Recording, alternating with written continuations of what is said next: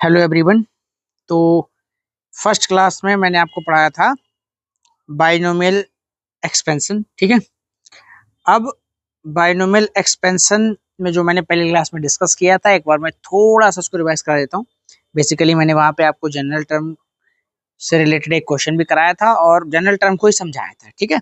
तो थोड़ा सा हम फिर समझ लेते हैं। जैसे मैंने कहा था कि x प्लस ए और इसकी होल पावर n का जो एक्सपेंशन होता है वो होता है सिग्मा r इक्वल टू 0 से n तक N C R X to the power N minus are into A to the power R, ये होता है। ठीक है।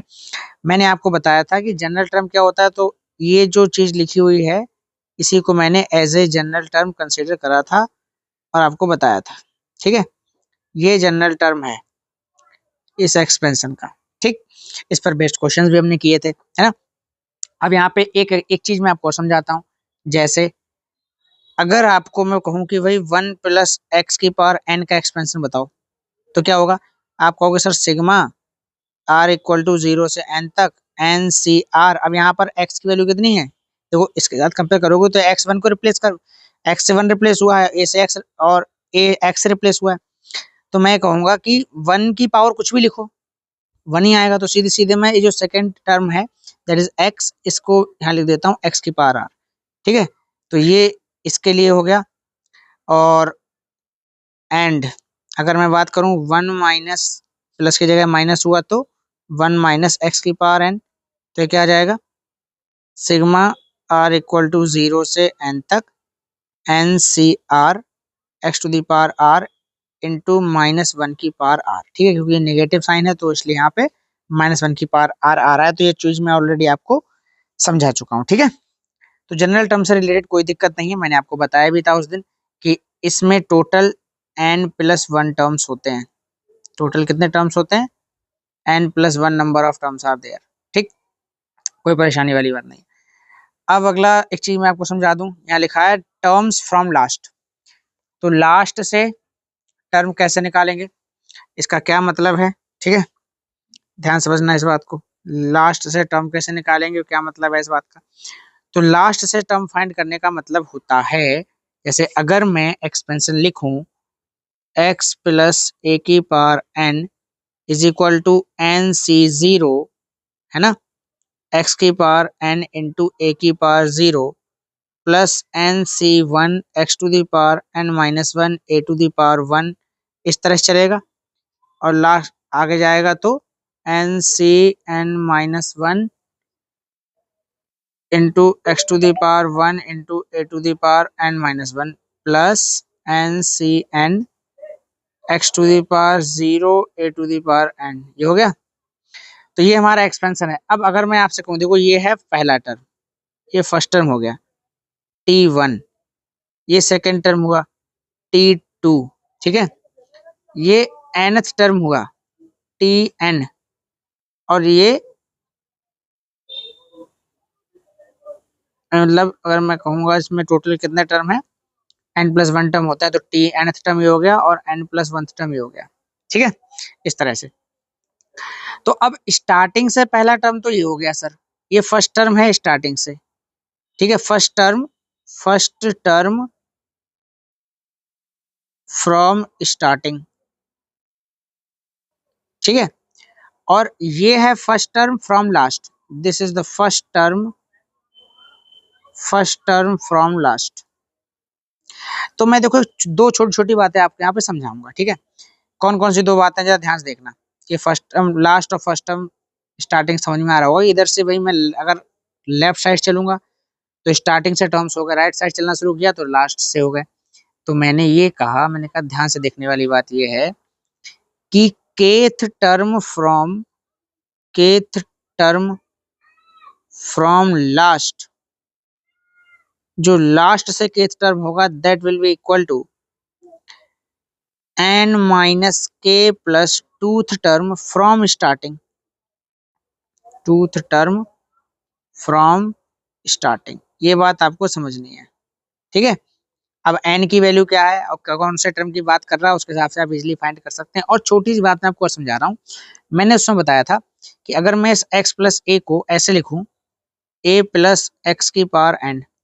ठीक, तो ये क्या हो जाएगा, एन सी जीरो ए की पावर एन एक्स की power zero plus N C one A की power N minus one x की पावर वन। ठीक है, और इधर क्या हो जाएगा, ये n C N minus one A की पावर वन एक्स की power N minus one plus N C n A की पावर जीरो एक्स की पावर एन। ये आ गया। अब ध्यान से देखो, अगर आपको पता हो, ठीक है, मैंने बताया भी है कि एन सी जीरो और एन सी एन मतलब जो हम लास्ट स्टार्टिंग से बाइनोमियल चले और लास्ट से चले, इनकी वैल्यूज बराबर आती है। तो एन सी जीरो इक्वल होता है एन सी एन की प्रॉपर्टीज में आपको समझा देता हूँ यहाँ पे। ठीक, ध्यान से देखना, प्रॉपर्टियां लिख देता हूँ कि एन सी आर बराबर होता है N C N minus R के। ठीक है, तो ये वैल्यूज में से बराबर होंगी। तो मैं कह रहा हूँ बचा क्या, देखो यहाँ पे देखो, जो यहाँ पहले यहाँ जो पहला टर्म है यहाँ लिखा है एक्स की पावर एन इंटू ए की पावर जीरो, तो वो अब यहाँ लास्ट में आ रहा है, देखो आ रहा नहीं आ रहा। तो इसका पहला टर्म स्टार्टिंग से, इसका पहला टर्म है लास्ट से, या हम कहेंगे इसका पहला टर्म, इसका ये पहला टर्म देखो, ओके, इसका ये पहला टर्म लास्ट से, ये इसका पहला टर्म है स्टार्टिंग से, बाइनोमियल कोएफिशिएंट वैल्यू सेम ही रहेगी। ठीक है, तो आप ये कह सकते हो कि इन अदर वर्ड्स अगर मैं आपको समझाऊं तो मैं सीधे सीधे लिख सकता हूं क्लियरली कि kth term from last, kth term from last या end in the expansion of x plus a की power n will be equal to kth term from starting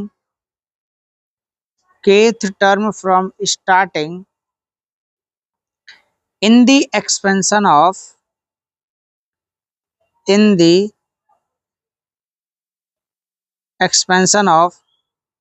a plus X की पावर एन। इस बात को समझो, ठीक है, a plus X की पावर एन, ये चीज। तो मैं क्या करूंगा, अगर मुझसे कभी लास्ट से पूछा जाएगा तो मैं केवल इन टर्म्स को एक्सचेंज कर दूंगा और वही टर्म निकाल लूंगा स्टार्टिंग से उसका, तो एक ही बात रहेगी। ठीक है, आगे देखते हैं। मैंने कहा मिडिल टर्म्स क्या हैं, तो मिडिल टर्म्स अगर आप देखेंगे तो मिडिल टर्म्स क्या होंगे, ध्यान से देखने वाली बात है कि मैंने कहा x प्लस ए की पावर n है और इसमें मिडिल टर्म क्या होगा ये मुझे फाइंड करना है। तो मैंने कहा देखो दो चीजें समझो, आपको वैल्यू निकालनी है n plus one upon two, N plus two upon two और n plus three upon two. देखो मैं इतनी बात जानता हूं कि अगर डिनोमिनेटर में टू है तो ये इंटीजर वैल्यू तभी देगा, ये इंटीजर वैल्यू तभी देगा जब ये क्या, जब ऊपर वाला नंबर इवन बनेगा। ठीक, तो मैंने कहा जब इन तीनों में से जो भी इंटीजर बने, इन तीनों में जो इंटीजर बने, जो भी इंटीजर बने वो हमारा मिडिल टर्म होगा। जैसे मान लो पहला मैंने कहा एन की वैल्यू मान लो 15 है, तो 15 क्या है, ऑड नंबर है, तो ऑड में रखने पे बनेगा इवन। तो मैंने कहा 15 प्लस वन अपॉन टू, ये आ गया 8 and 15 plus three upon to, ठीक है, 15 प्लस थ्री अपॉन टू, ये आ गया 9। इसका मतलब एट्थ टर्म T8 और T9 ये हमारे मिडिल टर्म्स हो गए, दो मिडिल टर्म आएंगे इस केस में। बट अगर मैं कहूँ भाई n की वैल्यू 14 है तो 14 रखने पे केवल इंटीजर बनेगा n plus two upon to, that is 14 plus two upon to, ठीक है, that is only eighth term. तो केवल T8 जो है यही हमारा मिडिल टर्म होगा। ठीक है, यहाँ पर दो मिडिल टर्म हो गए T8 और T9। अब ये चीज आई कहाँ से, एक्सपेंशन में सीधे समझ सकते हो भाई, बीच में जो टर्म्स होंगे मिडिल टर्म्स वही निकालने हैं। ठीक है, कितना आसान सा था। चलो अच्छा, तो जितना मैंने आपको बताया जनरल टर्म से रिलेटेड और बाकी सारी चीजें, तो उनकी हेल्प से क्वेश्चन सॉल्व करने करेंगे। ठीक है, देखो जरा इन क्वेश्चन को कैसे सॉल्व करना है, कैसे समझना, बहुत ध्यान से देखेंगे। तो मैंने ये कहा भाई कि ये क्वेश्चन देखो 2024 जेईई मेन का है, ये बहुत आसान सा क्वेश्चन है। ये कह रहा है the term independent of X, तो मैं आपकी जानकारी के लिए बता दूं कि term independent of X, independent of X और कांस्टेंट टर्म और कांस्टेंट टर्म, और we can say term free from X. ठीक है, ये एक ही बात है। अब उस टर्म में एक्स नहीं है, इसका मतलब एक्स की पावर जीरो है। भाई एक्स नहीं है मतलब एक्स की पावर जीरो है, तो बेसिकली मुझे एक्स की पावर जीरो का कोफिशिएंट फाइंड करना है, आप ये समझिए। ठीक है, यानी कि एक्स को मुझे हटाना है। एक्स हटाने का मतलब है एक्स की पावर जीरो कर दो, तो ये वन आ गया। अब वन की मल्टीप्लाई कहीं भी करोगे तो वही आ जाएगा, है ना। तो अब इसको कैसे सॉल्व करेंगे, ध्यान से समझना। इतनी बात आपको समझ में आनी चाहिए कि टर्म इंडिपेंडेंट ऑफ एक्स अगर कहीं लिखा है या कांस्टेंट टर्म लिखा है तो आपको सीधे सीधे एक्स की पावर जीरो फाइंड करना है। ठीक है, सीधे सीधे एक्स की पावर जीरो फाइंड करना पड़ेगा, दैट्स इट। अब क्या मतलब हुआ इसका, देखो जरा। तो मैंने कहा टर्म इंडिपेंडेंट ऑफ एक्स मतलब we have to find the coefficient of X की पावर जीरो। तो मैंने कहा जरा इसका जनरल टर्म निकालो पहले। तो आपने कहा सर जनरल टर्म, ठीक, देखो क्या बनेगा। Ten C R, ten C R ऐसे ही बनता है। जिनको, जो बच्चे नए हैं जिनको नहीं पता एक बार देख लेते हैं। एक्स की प्लस ए की पावर एन के लिए जनरल टर्म होता है एन सी आर, और जो पहला पहला टर्म होता है वो उसको लिखते हैं एक्स की पावर एन माइनस आर, और सेकंड टर्म होता है ए की पावर आर। ठीक है, इस तरह से। तो मैंने कहा यहाँ एन की वैल्यू तो टेन है, तो टेन सी आर इंटू, अब यहाँ एक्स था तो यहाँ पहला टर्म क्या है, रूट ए इंटू एक्स स्क्वायर। तो मैंने कहा रूट ए इंटू एक्स स्क्वायर, इसकी पावर आ गई टेन माइनस आर इंटू, और सेकेंड टर्म क्या है, one upon to x cube, और इसकी पावर कितनी है, आर। ठीक है, तो अब ये हमारा जनरल टर्म आ गया। अब इस जनरल टर्म को थोड़ा सिंप्लीफाई करेंगे, है ना। कैसे, देखो मैंने कहा ten C r into root a की पावर टेन माइनस आर, इसको मैंने अलग कर दिया, इंटू एक्स की power twenty minus two R, ये अलग हो गया, इंटू टू की power minus are into x की पावर माइनस थ्री आर, ये हो गया। ठीक, तो इसको थोड़ा सा और सिंप्लीफाई किया तो ये बन गया, देखो टेन सी आर इंटू ए की power ten minus r upon two into two की power minus are into x की power twenty minus five r. ठीक है जी, तो इसमें कोई परेशानी वाली बात नहीं है ना। अब देखो, अब हम थोड़ा आगे बढ़ते हैं। अब हमें पता है कि इसको मुझे जीरो करना है, क्योंकि एक्स पावर जीरो बनानी है। तो मैंने कहा अगर मैं यहाँ पे देखूंगा, ध्यान से देखो इधर, चीज को यहाँ पे करा रहा हूँ।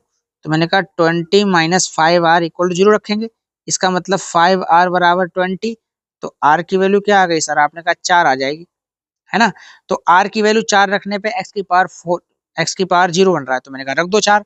ठीक है, तो कांस्टेंट टर्म क्या निकल के आएगा वो देखते हैं। तो कांस्टेंट टर्म क्या आएगा, देखो रखो चार। तो मैंने कहा टेन सी फोर इंटू ए की पावर टेन माइनस फोर होता है कितना, सिक्स, सिक्स अपॉन टू हो गया थ्री, इंटू टू की पावर माइनस फोर। ठीक है, और इंटू एक्स की पावर जीरो हो तो वही हो गया, खत्म हो गया वो तो ना, बन जाएगा एक्स पावर जीरो। तो अब इसको आपने सिंप्लीफाई किया। ठीक है, तो टेन सी फोर की वैल्यू होती है कितनी, 210। तो ये मैंने लिखा 210 इंटू ए की power three into one upon sixteen, two की पावर टू माइनस फोर हो गया। अब ये वैल्यू देखो इक्वल दे रखा है किसके, 105 के। ठीक है, तो मैंने कहा this value is equal to 105। अब सॉल्व करिए इसको। तो आपने कहा 105 से डिवाइड करेंगे तो ये आ गया टू, और टू से डिवाइड किया तो आ गया एट। तो ए क्यूब बराबर एट आ गया। तो ए की वैल्यू कितनी आ जाएगी सर, टू आ गई। हमसे ए नहीं पूछा है, हमसे पूछा है ए स्क्वायर, ए नहीं पूछा है हमसे, ए स्क्वायर पूछा है। तो मैंने कहा ए स्क्वायर इज इक्वल टू चार आ गया। ठीक है, ए स्क्वायर पूछा है तो ये हमारा ऑप्शन करेक्ट है, चार आ गया आंसर। ठीक है, कोई दिक्कत वाली बात नहीं, बहुत आसान है। ठीक है, बहुत आसान था। चलिए आगे बढ़ते हैं, है ना। देखो जरा अगला क्वेश्चन कितना आसान है। इसमें लिखा है द कांस्टेंट टर्म, फिर वही बात मैंने कहा ना कि कांस्टेंट टर्म और वो एक ही बात होती है। ठीक है, तो देखो इसका जनरल टर्म निकालो पहले। तो मैंने कहा इसका जनरल टर्म क्या आएगा सर, तो जनरल टर्म मैंने कहा ये हो गया ट्वेल्व सी आर इंटू, ये है देखो फिफ्थ रूट ऑफ थ्री, यानी थ्री की power one by five upon X. तो इसकी पावर आ गई twelve minus are into two X upon 5 की पावर 1/3 ये होगा, क्योंकि क्यूब रूट ऑफ 5 है। इसकी पावर आ गई r, ये जनरल टर्म हुआ। थोड़ा सिंप्लीफाई करो इसको, तो ये बनेगा देखो 12 CR इंटू 3 की पावर 12 माइनस r अपॉन 5, ये आ गया, इंटू x की पावर r माइनस 12, रेसिप्रोकल है ऊपर जाएगा, साइन चेंज हो जाएंगे, इंटू ये हो गया देखो 2 की पावर r इंटू एक्स की पावर r इंटू 5 की पावर माइनस r अपॉन 3, ये आ जाएगा। तो अब ये बनेगा बेटा फाइनली 12 CR इंटू 3 की power 12 minus r upon 5 into x to the power r plus r हो गया 2r माइनस 12 इंटू 2 की पावर r इंटू 5 की पावर माइनस r अपॉन 3। ठीक है, तो मैं ये कह रहा हूं कि मुझे x की पावर 0 बनाना है, क्योंकि कांस्टेंट टर्म लिखा है भाई, कांस्टेंट टर्म x की पावर 0, तो x की पावर देखो इतनी सी है बस, इसको 0 कर दो। मैं करो भाई 0, तो अगर मैंने 2r तो x की पावर 0 के लिए फॉर x की पावर 0, तो मैंने कहा 2r minus 12 is equal to 0, इसका मतलब r की वैल्यू 6 आ गई, है ना। तो कांस्टेंट टर्म क्या निकलेगा फिर, तो कांस्टेंट टर्म क्या निकलेगा, देखो रख दो भाई r की जगह 6, तो मैंने कहा 12C6 इंटू 3 की power 12 minus 6 upon 5 into x की पावर 0 30 जाएगा, तो 2 की पावर 6 इंटू 5 की पावर माइनस 6/3। ठीक है, तो ये देखो आ गया, अब ध्यान समझेंगे आप। ठीक है, तो 12C6 की वैल्यू जो होती है वो कितनी होती है, 924, है ना। अब इसको सिंप्लीफाई करो तो आ जाएगा 3 की पावर 6/5, है ना, इंटू ये हो गया 2 की पावर 6 इंटू, और इसका रेसिप्रोकल ये करेंगे तो 1 अपॉन 5 की पावर 6/3।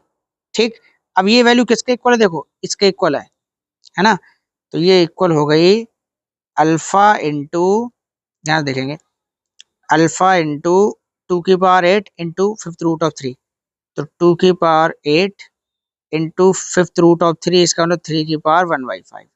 ठीक है, तो अब इसको आपको सॉल्व करना है, तो मैंने कहा देखो जरा ध्यान से कैसे करेंगे। तो 924, ठीक है, इसको सिंप्लीफाई करो, देखो 2 की पावर 6 है, तो ये हो गया 2 की पावर 6 से काटोगे तो 2 की पावर 2 रह जाएगा। ठीक है, यानी कि 4 से इसे डिवाइड कर दो। ठीक है, 4 4 दूनी 8, 4 3 12 और 4 एकम 4, 2 से 31 से आ गया। अब 3 की पावर 1/5 से इसको सब्ट्रैक्ट होगी, पावर सब्ट्रैक्ट हो जाएगी यहाँ पे। ठीक है, तो ये बचेगा 3 की पावर 1 यानी ओनली 3। ठीक, और इनटू ये चल रहा है 1 अपॉन 5 की पावर 6/3, यानी कि 6/3 का मतलब 2, तो 5 की पावर 2। ठीक, that is equal to alpha, तो ये आ जाएगा alpha is equal to 231 into 3 upon 25। अब हमसे पूछा क्या है, हमसे पूछा है देखो 25 अल्फा की वैल्यू बताओ। मैंने कहा अल्फा ये है, तो 25 से मल्टीप्लाई कर दो सर, तो 25 अल्फा से मल्टीप्लाई करेंगे तो 25 कैंसिल हो जाएगा, ये आ जाएगा 396, ये आंसर है 693। ठीक है, सी ऑप्शन, है ना। तो काफी आसान था, कोई दिक्कत वाली बात नहीं है। ठीक है, तो इस तरह के इजी इजी क्वेश्चंस आते हैं एग्जाम के अंदर, राइट। चलो आगे बढ़ते हैं, तो ये क्वेश्चन आपके होमवर्क के लिए रहेगा, इसे खुद ट्राई करेंगे। ठीक, बढ़िया क्वेश्चन है, ट्राई बाय योरसेल्फ। इसमें कह रहा है एम और एन जो है 7th और 13th टर्म है, तो आप 7th और 13th टर्म निकाल लीजिए और एम एन की वैल्यू यहाँ पुट कर दीजिए, सॉल्व कर लीजिए, आ जाएगा आंसर। ठीक है, कोई दिक्कत नहीं। चलिए ये देखो कितना बढ़िया क्वेश्चन है। ठीक, इसमें लिखा है कि number of integral terms in the expansion of this, तो इसके एक्सपेंशन में कितने इंटीग्रल टर्म होंगे ये हमें बताना है। सही है, तो मैंने कहा सबसे पहले क्या निकालते हैं भाई, जनरल टर्म निकालते हैं, तो निकालो जनरल टर्म इसका। तो मैंने कहा जनरल टर्म आ गया इसके लिए 824 CR इंटू 7 की पावर 1/2 इसकी पावर 824 माइनस आर इंटू 11 की पावर 1/6 और इसकी होल पावर आर। तो मैंने कहा थोड़ा सिंप्लीफाई करेंगे तो अब पता चलेगा ये 824 CR इंटू 7 की पावर 824 माइनस R अपॉन 2 हो गया, इंटू 11 की पावर R अपॉन 6 हो गया। देखो ये कह रहा है कि इंटीग्रल टर्म चाहिए, तो इंटीग्रल टर्म होने के लिए जरूरी है कि कोई भी टर्म रैशनल ना हो, और रैशनल के लिए पावर कैसी होनी चाहिए हमेशा एक, कोई भी टर्म जो हो रैशनल, इंटीग्रल टर्म क्या होते हैं, रैशनल होते हैं ना। तो मैं ये कह रहा हूं कि कोई भी टर्म जो इंटीग्रल है वो रैशनल होगा, और रैशनल होने के लिए जरूरी है कि उसकी जो पावर है वो कैसी होनी चाहिए, एक इंटीजर होनी चाहिए। जैसे अगर a की पावर में 1/3 लिख रहा हूं तो ये एक इरेशनल नंबर हो गया ना, तो पावर हमेशा एक पॉजिटिव इंटीजर बननी चाहिए, क्योंकि नेगेटिव इंटीजर बनेगी तो भी दिक्कत है, नेगेटिव इंटीजर बनेगी तो फ्रैक्शन में आ जाएगा। ठीक है, तो मैं ये कहना चाह रहा हूं, आप इसको ऐसे समझो कि ये जो वैल्यू है ये दोनों ही ये दोनों ही पॉजिटिव या कह सकते हैं नॉन नेगेटिव इंटीजर बनने चाहिए। जीरो भी बन सकते हैं, कोई इतना बड़ा इशू नहीं है, जीरो बनेंगे तो भी इंटीजर मिलेगा। ठीक है, तो मैंने कहा ये दोनों ही, अब यहाँ देखो ये लिखा हुआ है 824 माइनस R अपॉन 2, तो इसको सिंप्लीफाई करेंगे तो हो जाएगा 412 माइनस R अपॉन 2। यानी ये जो वैल्यू, ये जो R की वैल्यू ऐसी लेनी है जो 2 का मल्टीपल हो, which should be the multiple of 2। अच्छा एक चीज आप और समझो कि R की वैल्यू कभी भी हम 824 से ज्यादा नहीं ले सकते, तो आप ये कहोगे यहाँ पर जो R की वैल्यू के लिए रेंज है, इट इज लेस देन और equal to 824 and greater than equal to 0। हमेशा 824 से 0 बीच में रहेगी, ठीक है आर की वैल्यू। तो ऐसे ही आर की वैल्यू लेनी है जो 2 के मल्टीपल हो, इनके बीच में लाई करे। अब मैंने कहा यहाँ देखो, इसके हिसाब से आर की वैल्यू मल्टीपल होनी चाहिए 6 की, तभी तो इंटीजर बनेगा, फ्रैक्शन ले नहीं सकते वरना वो इरेशनल नंबर देगा। तो मल्टीपल ऑफ 6, तो मैंने कहा जो अगर 6 का मल्टीपल है वो 2 का मल्टीपल तो होगा ही होगा। या आप डायरेक्टली ऐसे भी समझ सकते हो कि दोनों का एलसीएम कंसिडर करते हैं, कि 2 और 6 का एलसीएम तो क्या आ रहा है, 6 आ रहा है, तो 6 को देखेंगे, 2 से बात खत्म करते हैं। तो मैंने कहा 0 से स्टार्ट करेंगे, 0 से लेके 8 से 24 तक। तो 0 से 8 से 24 तक कितने नंबर ऐसे होंगे तो 6 से डिवाइड होंगे। तो मैंने कहा देखो पहला नंबर तो 6 है, 0 हम इंक्लूड करेंगे ही करेंगे, और आखिरी नंबर क्या होगा सर, तो आपने कहा आखिरी नंबर होगा सर 822, जो 6 से डिवाइड होगा, क्योंकि 824 3 से डिवाइड होता नहीं। तो 6 से लेके 822 तक कितने नंबर हुए, तो मैंने कहा 6 से लेके 822 तक नंबर होंगे, 6 से डिवाइड करके देख लो, सीधी सीधी टेबल बन रही है। तो 6 कम 6 और 6 3 18 और 6 7 42, 167, और एक जीरो भी है यहाँ पर, तो 167 प्लस 1 कितना हो गया total 168 integral terms will be there. 168 integral terms will be there. कितना आसान था, आपको इतना चेक करना है कितने नंबर ऐसे हैं 0 से लेके 824 तक जो 6 के मल्टीपल हैं, जो 6 के मल्टीपल हैं। ठीक है, ये चीज आपको समझनी है, तो ऐसी कोई दिक्कत वाली बात नहीं है, काफी आसान आसान बहुत इजी चीजें पूछी जा रही हैं। ठीक है, तो कितना सिंपल सिंपल है देखो, राइट। ये देखो ये खुद करेंगे आप ट्राई, होमवर्क में कोएफिशिएंट पूछा है x की पावर 5 का। ठीक है, चलिए ये देखो ये भी सेम ही है, x की पावर 9 और x की पावर -9 के कोएफिशिएंट बराबर है, तो दोनों के कोएफिशिएंट निकालो, इक्वल करो, और अल्फा बीटा के टर्म्स रिलेशन फाइंड कर लो। ठीक है, ये भी होमवर्क में ट्राई करेंगे, बहुत आसान था। ठीक है, सेम ये भी होमवर्क के लिए है। ठीक, सब ये ट्राई करना, आप नहीं होंगे तो मुझे बताना, मैं कराऊंगा डेफिनेटली। ठीक है, क्योंकि बहुत ही आसान आसान क्वेश्चन, देखो एक्स की पावर 9 था वहां पर, एक्स पावर 7 आ गया। ठीक है, तो फिर वही बी की वैल्यू बताओ, ट्राई करिए। ठीक है, देखो ये मिडिल टर्म का आ गया, अब मिडिल टर्म कैसे निकालेंगे आपको थोड़ा हिंट देता हूँ। ये कह रहा है the coefficient of middle term, तो मिडिल टर्म के कोफिशिएंट यानी इसका मिडिल टर्म और इसका मिडिल टर्म, उनके कोफिशिएंट इक्वल है, तो इनका मिडिल टर्म कैसे निकालते हैं। तो मैंने कहा 26 एक इवन वैल्यू है, तो 26 प्लस 2 अपॉन 2, यानी कि 14th टर्म जो होगा वो मिडिल टर्म होगा, तो इसका 14th टर्म निकालो, T14 ये मिडिल टर्म हुआ, और 28 का हिसाब से 28 प्लस 2 अपॉन 2, तो कितना आ गया 15th टर्म, तो इसका 15th टर्म मिडिल टर्म होगा। तो इसका 14 और इसका 15 टर्म के जो होगा उनके कोफिशिएंट निकालने हैं। ठीक है, तो 14 और इनके 14 और इसके 15th टर्म का कोफिशिएंट निकालो, दोनों को इक्वल कर दो कोफिशिएंट को, make coefficient equal, then you will get the value of alpha. ठीक है, बहुत आसान था, मैंने हिंट दे दिया है, now try by yourself. Option है आपके पास, आप मैच कर लेंगे, कोई दिक्कत नहीं, बहुत आसान है। ठीक है, ओके ओके ओके ओके, समझ गए ना, काफी इजी। चलो अच्छा, ये बड़ा बढ़िया क्वेश्चन आ गया देखो। और ये मैं आपको बताऊं, ये कई सेम क्वेश्चन कई बार पूछा गया, मोस्ट रिपीटेड क्वेश्चन है ये। मोस्ट रिपीटेड टाइप नहीं बोलेंगे इसको, मोस्ट रिपीटेड क्वेश्चन, कई बार जेई में आ चुका है, 4-5 बार आ चुका है। ठीक है, तो देखो जरा कैसे करना है, काफी बढ़िया क्वेश्चन आ गया, राइट। मैंने कहा ध्यान से देखना, ये x+1 है, मैं एक एक करके समझा रहा हूँ। x+1 को मैं x की पावर 1/3 का क्यूब लिख सकता हूँ, और इसको -1 का 1 का क्यूब लिख सकता हूँ। ठीक है, और सिमिलरली यहाँ पे देखो, अभी मैं कैसे पता क्या क्यूब, क्योंकि यहाँ पावर 1/3 है, देखो तो क्यूब में चलेगा, यहाँ पावर 1/2 तो स्क्वायर में चलेगा, तो इसको मैं लिख लेता हूँ, ये x+1 है। ठीक है, तो अभी देखो इसमें क्या कर सकते हैं, ध्यान से देखना। ठीक है, क्या करेंगे,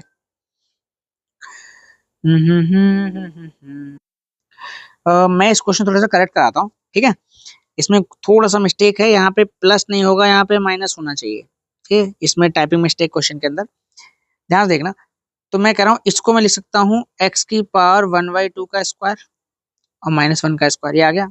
मैं क्यों कर रहा हूँ ऐसा, आइडेंटिटी बनाने के लिए, क्योंकि वही चीज फिर आपको नीचे दिख समझ में आएगी। तो ध्यान से देखना, ये टर्म कैसे लिख लिया जाएगा फिर, x की पावर 1/3 का स्क्वायर प्लस 1 का स्क्वायर माइनस x की पावर 1/3 इंटू 1। और ये क्या आ जाएगा, यहाँ से अगर x की पावर 1/2 कॉमन ले लेंगे तो x की पावर 1/2 -1 ये बचेगा। अब जरा ध्यान समझो, अगर आप ध्यान से देखो तो मैं इसमें आइडेंटिटी लगा सकता हूँ, समझाने के लिए बता रहा हूँ, इतना ज्यादा टाइम लगेगा नहीं आपको एग्जाम के अंदर। ठीक है, यहाँ मैं आइडेंटिटी लगा सकता हूँ, तो ये बन जाएगा x की पावर 1/3 -1 इंटू एक्स की पावर 2/3 +1 माइनस एक्स की पावर 1/3। ठीक है, ये आ गया, ये प्लस होगा यहाँ पे। ठीक है, एक्स की पावर 1/, ये प्लस चल रहा है, सॉरी यहाँ प्लस है तो प्लस रहेगा।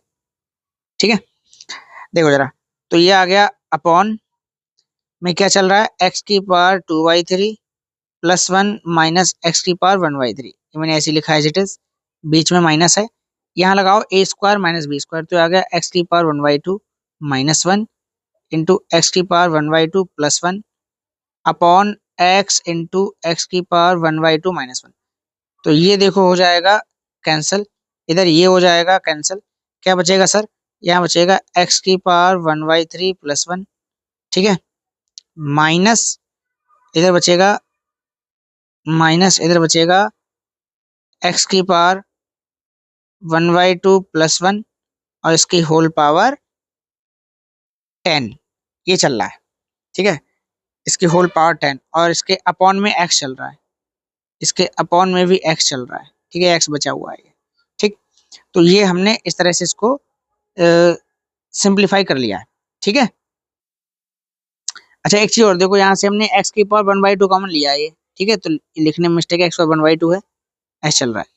तो अब इसको थोड़ा सा और सिंप्लीफाई करेंगे तो हम ये कह सकते हैं कि ये तो हो गया सर x की पावर 1/3 +1 माइनस ये हो जाएगा देखो 1, तो 1 प्लस 1/√x और इसकी होल पावर 10। तो मैंने कहा आप ऐसा करो कि भाई देखो ये +1 है -1 है, कैंसिल हो जाएगा, तो ये हो गया x की पावर 1/3 -1/√x और इसकी पावर 10। हमसे क्या पूछा है, constant term, term independent of x, तो मैंने कहा जनरल टर्म निकालो, हो गया ना सिंप्लीफाई। तो जनरल टर्म आपने कहा सर 10 CR इंटू एक्स की पावर 1/3 की power 10 - r into x upon 1/2 की पावर 1/x पावर 1/2 पर r। तो सिंप्लीफाई करने के बाद ये आ जाएगा 10 CR इंटू एक्स की पावर 10 - r/3 इंटू एक्स की पावर -1/2। तो ये हो जाएगा फिर इस तरह से, ये बन जाएगा भाई 10 CR इंटू एक्स की पावर 10 - r/3 इंटू सॉरी -1/2, ऐसा आ जाएगा ये। ठीक है, पावर ऐड हो जाएंगी, 1/2 -1/2 इंटू r। ठीक, अब मैंने कहा मुझे क्या करना है, इसको जीरो बनाना है भाई, पावर को जीरो बनाना है, इसको जीरो बनाना है, तो जीरो रख दो सीधे सीधे, तो मैंने कहा 10 - r/3 बराबर हो जाएगा r/2 के। आपने क्रॉस मल्टीप्लाई किया, 20 - 2r इक्वल टू 3r, तो 5r इक्वल टू 20, तो r इक्वल टू आ गया 5r equal 20, r equal to आ गया 4। तो मैंने कहा 4 रखने पे x पावर 0 मिलेगा, तो मैंने कहा फॉर x की पावर 0 r इक्वल टू क्या रखना पड़ेगा 4। तो कांस्टेंट टर्म क्या आ गया, कांस्टेंट टर्म क्या आ गया 10c4, जो कि होता है 210। और ये हमारा फाइनल आंसर है। ठीक है, कितना आसान था, कोई दिक्कत वाली बात नहीं थी, काफी इजी है। ठीक है, बहुत इजी है। ठीक, तो अब अगला क्वेश्चन देखेंगे। ठीक है।